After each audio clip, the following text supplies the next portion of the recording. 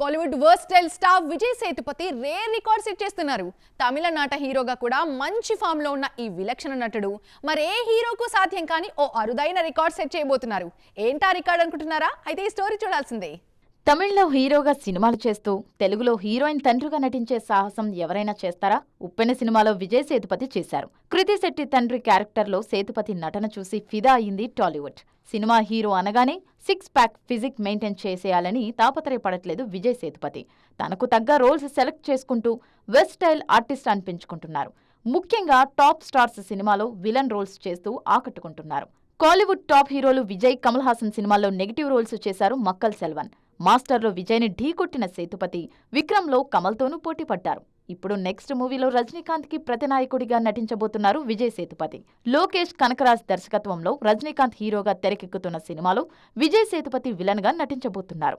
ఈ సినిమాతో ఒక్క అజిత్ తప్ప కాలీవుడ్ టాప్ హీరోలందరికీ ప్రతినాయకుడిగా నటించిన రేర్ రికార్డ్ సెట్ చేయబోతున్నారు విజయ్ సేతుపతి.